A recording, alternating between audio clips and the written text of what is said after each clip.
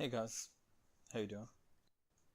Now in this video I'm going to talk about how computers work and what individual parts makes computer system work, and we'll also around the end of the video we'll talk about what actually we are doing when we say we're programming. Now let's just start from the different parts of computer. So let's start from hard drive. So in a computer you will see something called HDD, which stands for hard disk drive. Now hard disk drive saves information. It can store information. Now hard disk drive is also called non-volatile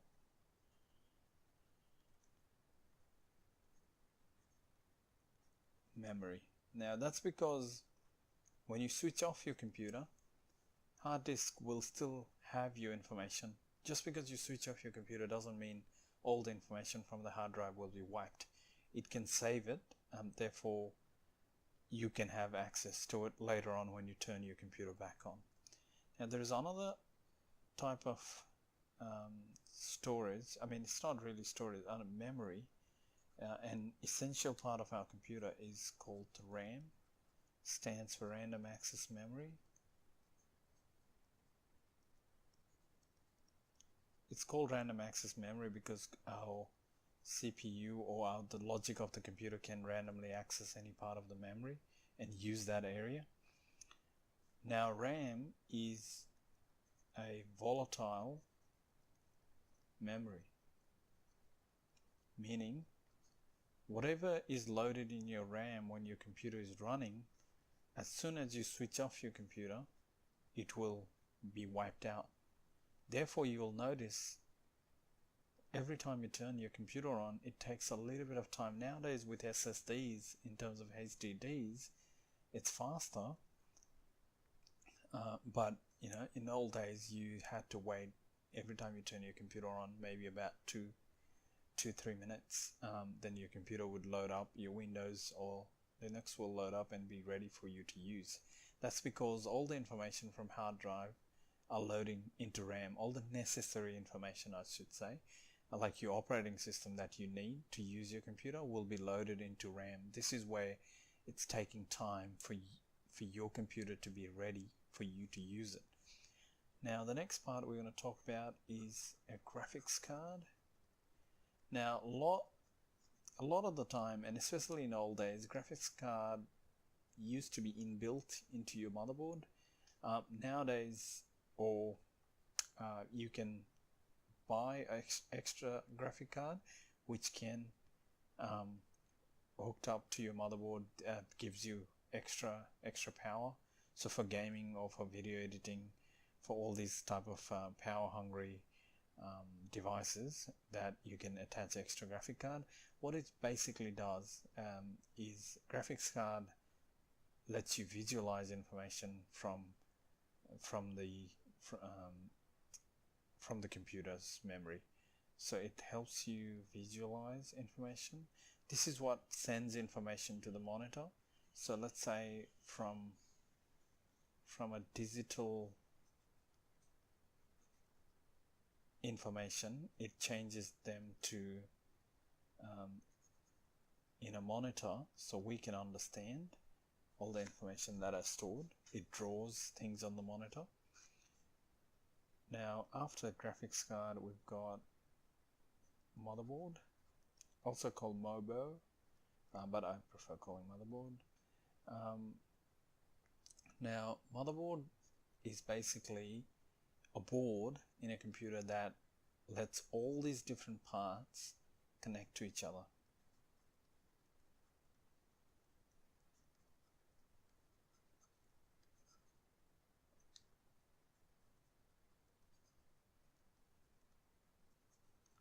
And now the important part, CPU, Central Processing Unit. It does exactly what it sounds like. It does all our processing all the logical steps that computer does, all is done by CPU. It's a brain of the computer, where it only processes, where hard drive will only store information. This will process our information. Therefore, you'll hear these days i3, i5, A10, like different type of processors. i3, i5 are made by a company called Intel, and A10 and other sort of are made by AMD's. Intel, you've heard this definitely, and AMD, a different chipset making company. And now you've also got PSU, power supply, which distributes power, obviously, electricity to the motherboard and all the different parts like hard drive, graphics card, RAM, which goes through the motherboard. It manages power supply to the power supply unit to the computer. And now also you've got your keyboard, which lets you input information, sorry about the spelling there, and writing there actually. Mouse helps you navigate easily, and also on the input.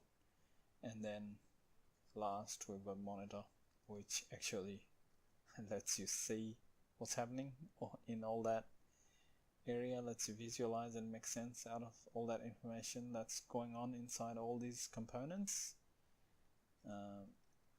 Visualize. I'm going to keep that open and probably open another copy here. Cancel. Let's switch back to this. So as you can understand, all these information in different components make a computer system. Now let's just quickly have a think about what computer does.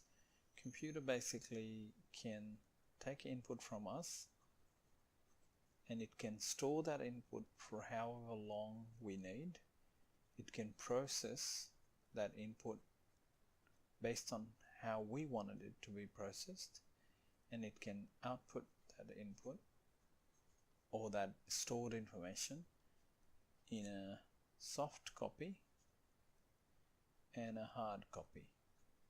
Soft copy is your monitor and hard copy is your printer. It physically prints something for us, right? So this is what computer basically does. And now one thing I want to remind you guys is, when you learn about computers and technologies and all this thing, there's a couple of things to remember if you're getting overwhelmed by all this information and sort of like second guessing yourself whether I can learn or not, is that all these different components, everything is invented by humans, by us. So definitely it can be understood if you give enough time and if you do enough research. So don't think that you can't understand or you can't learn it all just because there's too many information and too many different connecting points, and there's a lot to learn. So, and the reason we invented computers is just basically we want to do things faster. Computer itself is nothing if it doesn't help us improve our processes. So at the end of the day, it helps you run your business faster. It helps you do things a lot faster. It helps you build infrastructures a lot faster. So it is a tool for us to use to improve our lives. So don't think that it is some science voodoo that no one can understand and only some nerd in his basement can understand. So this is information or devices or processes or system that we built to make our life easier. So having said that, let's move into the next page here and draw a few other things. Now, how all these actually connect, all those parts we talked about connect together and give us the ability to process information. Let's have a look at that. Now we've got your monitor, keyboard and mouse, and we've got a tower. Now this tower will have a little power button here, and this tower will contain a motherboard. On that motherboard there will be CPU stuck in it and some RAM memory slots, and there will be a graphic card here, and there will be a hard drive connected to a motherboard which sits separately, and there will be a power supply to give power, all those other equipments I talked about, and also you can have your CD drive there, your floppy drive, which no one uses it these days, it's too old, and all these different components. You might have your webcam connected, all these different USB outlets and all that gets connected to your motherboard.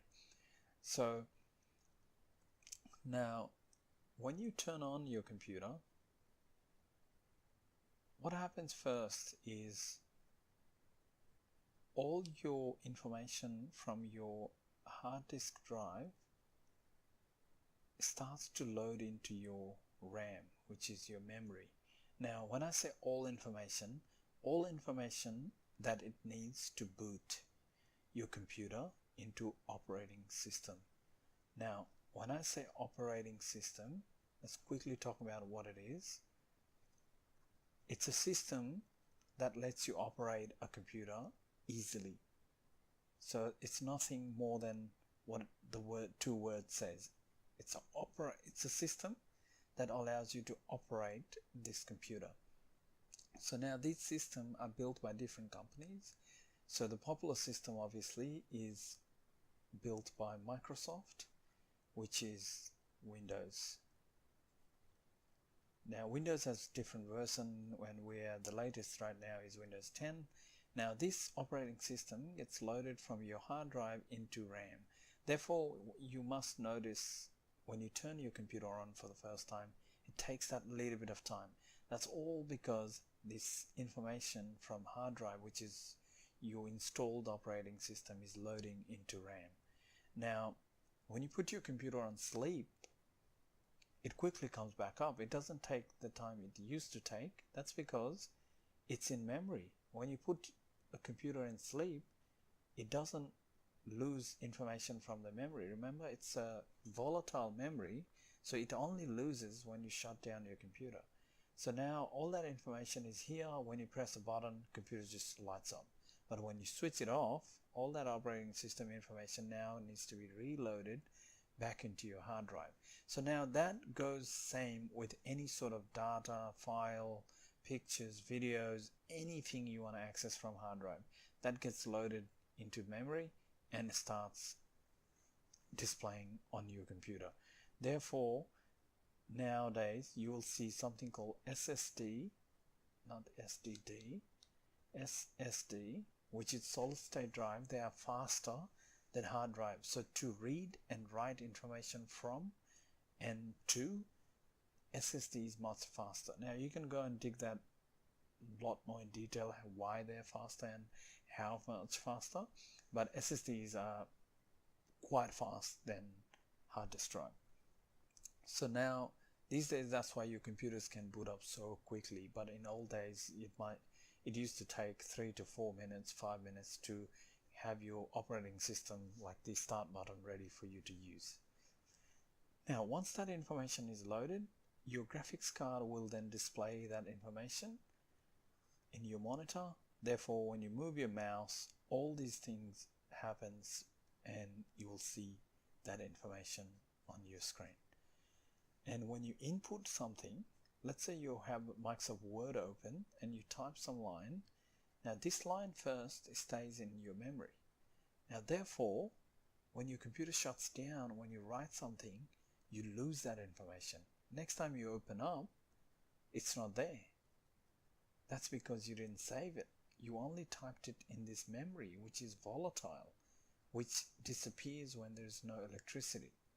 So now when you write this information and hit save, what computer does is all these motherboard, CPU and all these components together, they know now to put this information back into hard drive and pack it all up. So that means it's saved, it's non-volatile. Even if there's no electricity, the file will be there next time when you turn your computer on. Now, some of you might say, hey, hang on. No, when I type something and I turn my computer, if my computer suddenly loses power, I don't always lose information. Word gives me a recover option. Now, it gives you a recover option because that application Word itself, being smart, and when it realizes you haven't saved something, it actually saves a copy in a way so it can track it back from this hard drive. So it is being saved into a hard drive without you knowing, to help you not lose your information. So that's actually a logic implemented in Word to help users. That's not because it's in some sort of new type of memory that doesn't lose anything. It's written into a hard drive without you knowing and presented back to you when it fails. So it actually helps you to when you forget to save information. So that's why you see sometimes, even if you don't save it, you see the information back on your screen. I hope that helped you understand what computer system is and how the basic workflow works. In the next video, we'll talk more about programming. Thanks for watching, guys.